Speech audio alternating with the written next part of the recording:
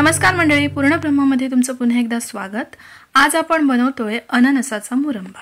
आंब्याचा मुरंबा कसा बनवायचा हे मी अगोदरच्या व्हिडिओमध्ये दाखवलेला आहेच। व्हिडिओ जर बघितला नसेल तर नक्की बघा। चला तर मग सुरुवात करूया अननसाचा मुरंबा बनवायला।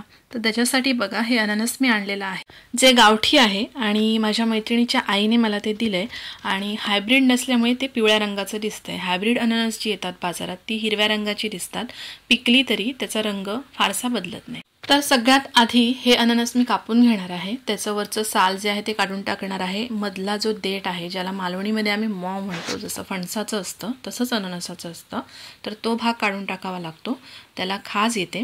तर त्याच्यामुळे ते सगळं साफ करून याचे मोठे मोठे तुकडे मी बनवून घेणार आहे।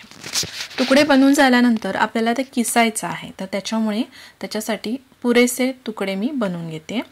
तर तोपर्यंत तुम्ही एक काम करा, पूर्ण ब्रह्माचे व्हिडिओ जर तुम्हाला आवडत असतील तर व्हिडिओजना लाईक आणि शेअर नक्की करा आणि अशा छान छान व्हिडिओसाठी पूर्ण ब्रह्माला सबस्क्राईब करा आणि व्हिडिओच्या नोटिफिकेशनसाठी नोटिफिकेशन बेल आयकॉनला नक्की क्लिक करा।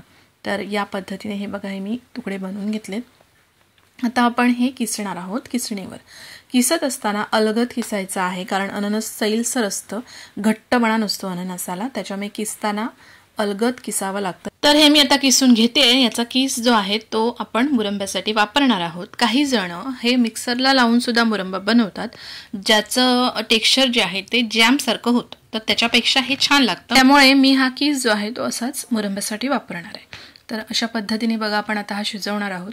शिजवत असताना याच्यामध्ये आपण फक्त आणि फक्त साखर घालणार आहोत, बाकी काहीही घालायचं नाहीये।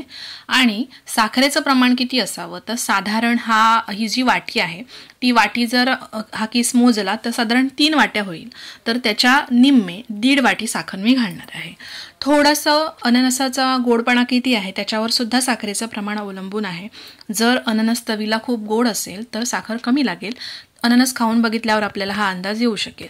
तर या पद्धतीने इथे मी 1.5 वाटी साधारण साखर घातलेली आहे आणि आता हे मी मंद गॅसवर बराच वेळ, जोपर्यंत याला मुरंब्याचं टेक्स्चर येत नाही तोपर्यंत हे शिजवणार आहे।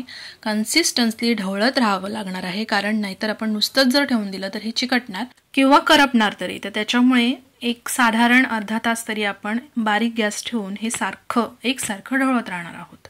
असं ढवळता ढवळता मला झालं थकायला, त्याच्यामुळे मग मी काय केलं, ओटा सगळा स्वच्छ केला आणि ओट्यावरच बैठक मारली आणि हे ढवळत बसले। तुम्ही सुद्धा असं करू शकता, कारण याला खूप वेळ लागतो, अर्धा तास तरी अधिक लागतो। तुम्ही बघू शकता इथे मी ओट्यावरच बैठक मारून बसले होते। तर या पद्धतीने साधारण अर्ध्या तासानंतर हा जो मुरंबा आहे त्याचं हवं ते टेक्स्चर मला मिळालं आणि त्याच्यामध्ये मी आता हे घालतेय लवंग। लवंग का घालायचं, तर पहिलं त्याचा फ्लेवर जो आहे तो छान लागतो। दुसरी गोष्ट, लवंग घातल्यामुळे मुरंबा चांगला टिकतो, तर त्याच्यामुळे लवंगाचे हे तुकडे मी घातले। साधारण 20 तरी असतील। किती मुरंबा आहे त्याच्यावर त्या अंदाजाने ते घालायचे आहेत। तर फायनली आपला मुरंबा इथे तयार आहे।